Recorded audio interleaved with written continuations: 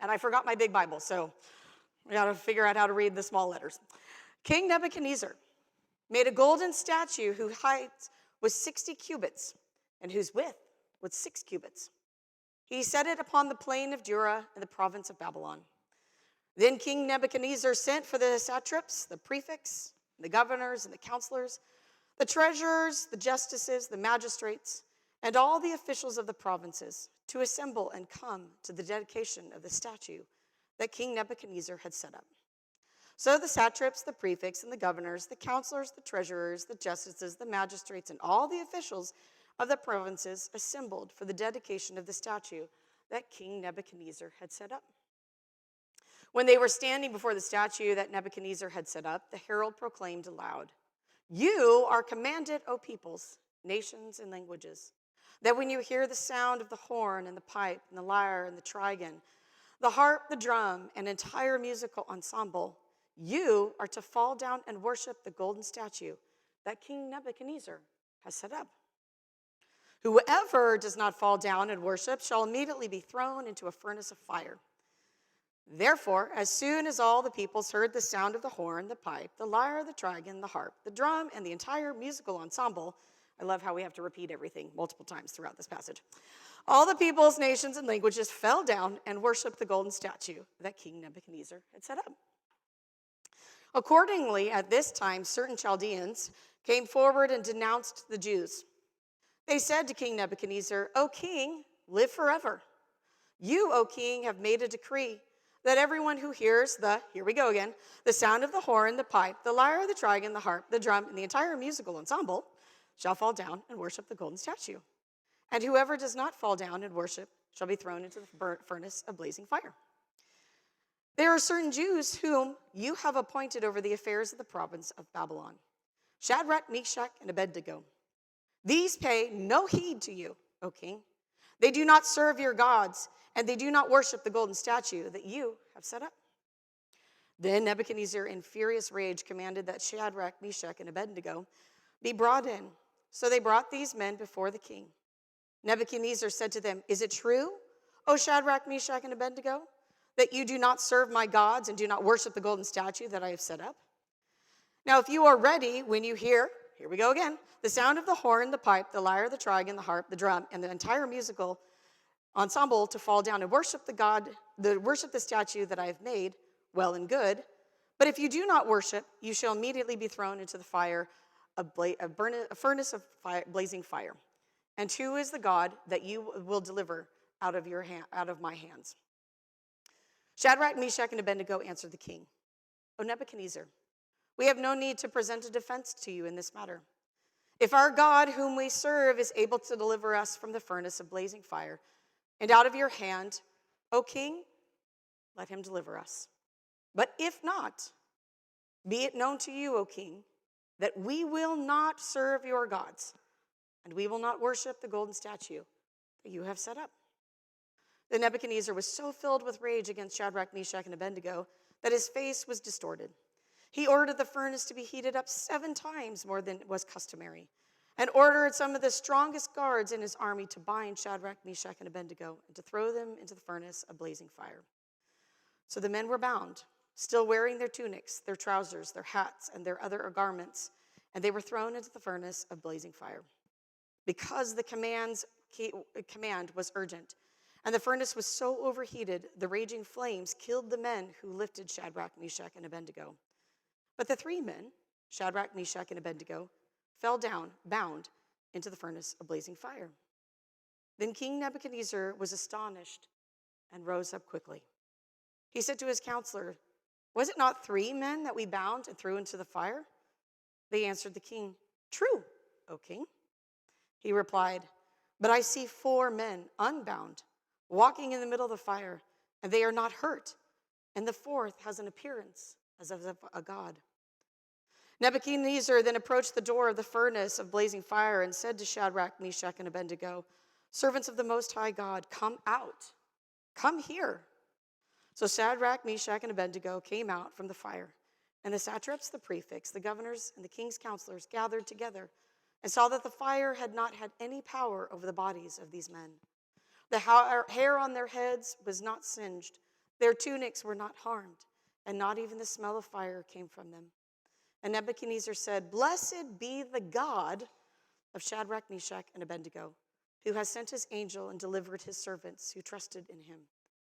They disobeyed the king's command and yielded up their bodies rather than serve and worship any god except their own God. Therefore I make a decree. Any people, nation, or language that utters blasphemy against the God of Shadrach, Meshach, and Abednego shall be torn limb from limb, and their houses laid in ruins, for there is no other God who is able to deliver in this way.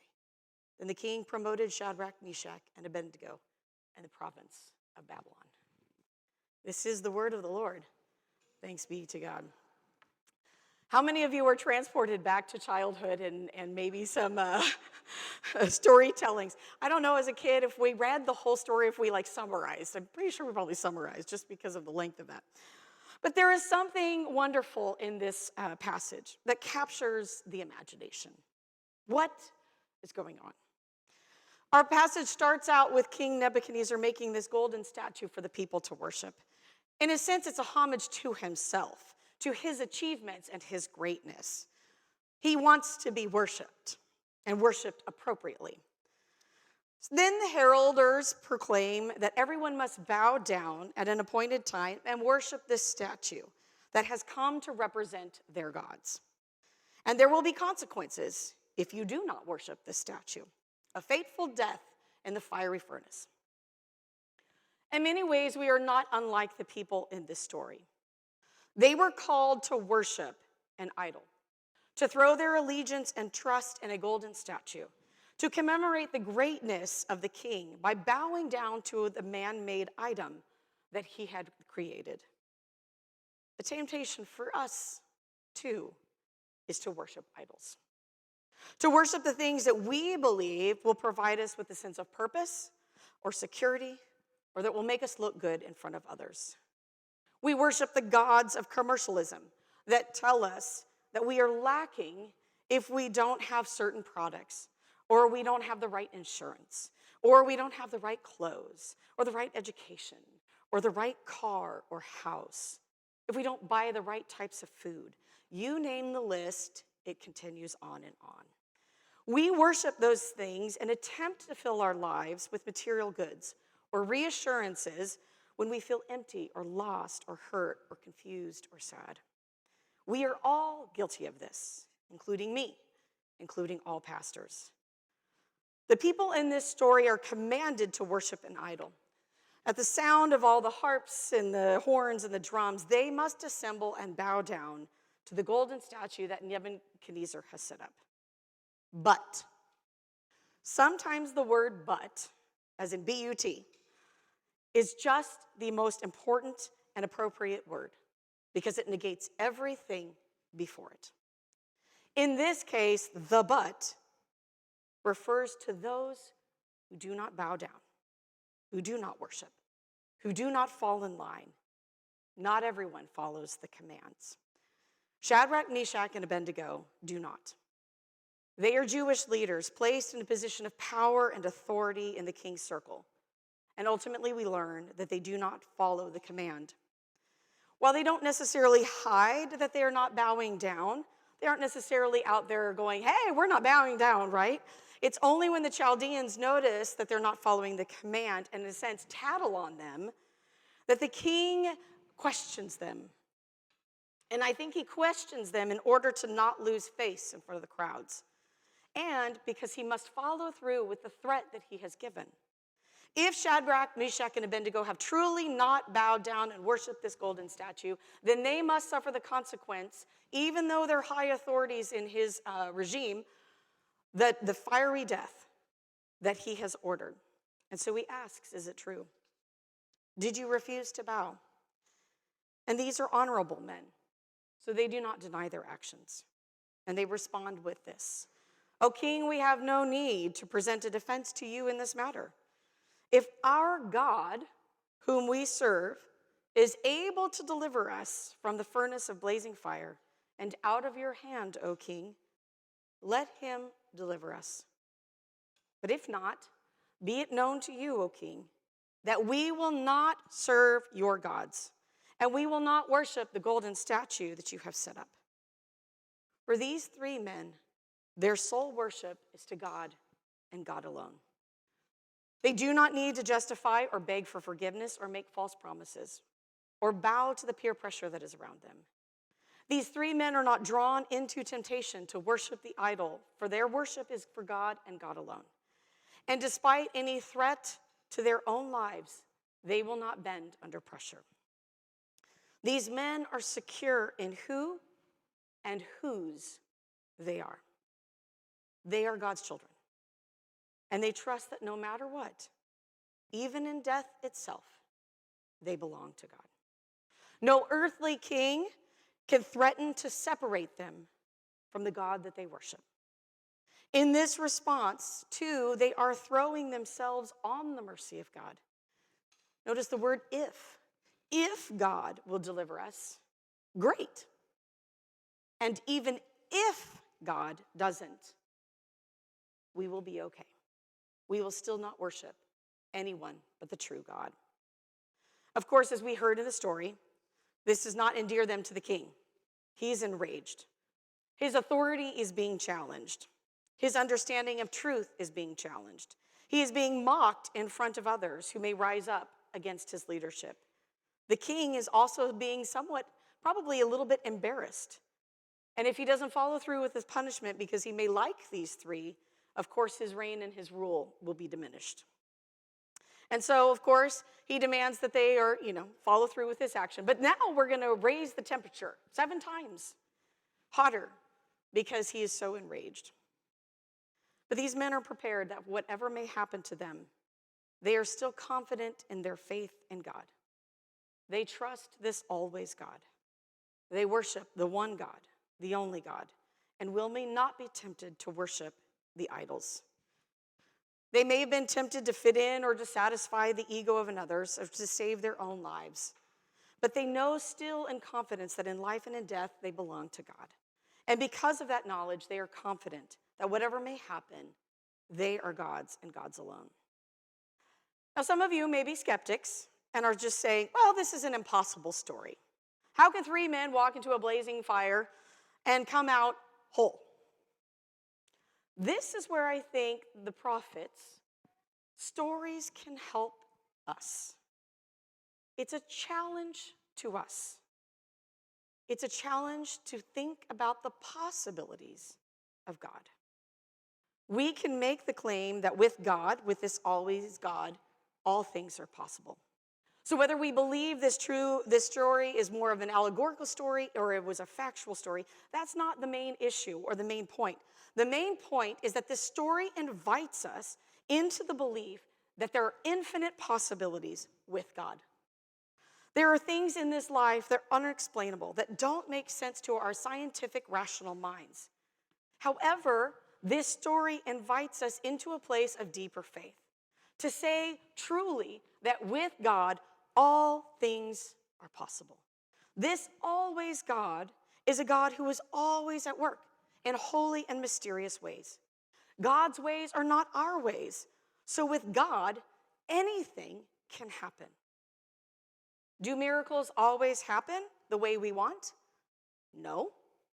Do we cry out and beg God for miracles that go unanswered? Yes. However, that doesn't mean that God isn't capable or doesn't have the power to make things happen. For God is wholly other. God is beyond our understanding, and we can never claim to know the full mind of God. Our call as a people, then, is to put our faith and our trust in the infinite possibilities and believe that with God, all things are possible. Is it easy to believe this at all times and in difficult situations? No. I'm sure that when Shadrach, Meshach, and Abednego were standing in front of the king, there was a moment of unease and fear, a moment when maybe they even questioned themselves, kind of some of these questions. Like, they could have said, there's nothing to gain by resisting. Wouldn't we do more good if we were still alive? Or, we live in a different place. So what is the quote? When in Rome, do as the Romans. So when in Nebuchadnezzar's court, do as he pleases. They could have said, we will lose our jobs, our standards of living, jeopardize our families. Surely God wouldn't want that of us. They could have said, after all, we are not being called to renounce our faith or our beliefs. What harm is just bowing down a little bit? We can keep our allegiance to God and mutter proclamations to God under our breath. They could have said, everyone else is doing it. Or, it's really only 10 minutes of our life. So what's 10 minutes of our life, right? Like, we can do this. They could have said, this is more than what God has expected of us. God will understand if we just bow down this once. I am sure that having an unwavering faith with the possibility of death looming in front of them made them pause and question, like it would any of us. They could have made up a million justifications in their mind, and rightly so. But despite all of that, despite what any doubts or fears they may have had, they still stayed committed to their faith and their belief in the one true God. They stood firm in their understanding of who God was in their life and how they belonged to God. And the king notices, and he calls the men out of the fire. And he says, blessed be the God of Shadrach, Meshach, and Abednego, who has sent his angel and delivered his servants who trusted in him. They disobeyed the king's command and yielded up their bodies rather than serve and worship any god except their own. These men disobeyed because they were only willing to worship and serve their God. And ultimately, Shadrach, Meshach, and Abednego understood God's infinite power. They knew that God was able to save them, and they also knew that even if God chose not to save them, that God was still present. They knew God's power, and they knew that they must do what is right in God's eyes. They didn't doubt God's ability, and they didn't presume to know the will of God. And I think their witness and this story reminds us to cling to that truth, that this always God that we worship is a God whom we can trust, to offer our worship and our prayers and our dreams and our hopes into the loving hands of Jesus, and to trust that no matter what, in life and in death, we belong to God, that we can trust God's ability even when we don't understand what God is about, that we can understand that God is with us even in the hard times of life. The beautiful song that we sang right before this said, the overwhelming, never-ending, reckless love of God is our reminder that in God we have our hope and our faith. So God is always God. God is holy and mysterious. And we don't have to doubt God's ability or faithfulness. We don't have to doubt the tender love and mercy of Jesus. Rather, we are called to trust in the always God who stands in the fiery furnaces of life with us, holding us, walking with us, even when we don't always see or understand what God is doing. The always God we serve is standing right beside us in all things, guiding us, leading us, loving us, watching over us, protecting us. And God asks one thing of us, to trust in him. Thanks be to God. Amen.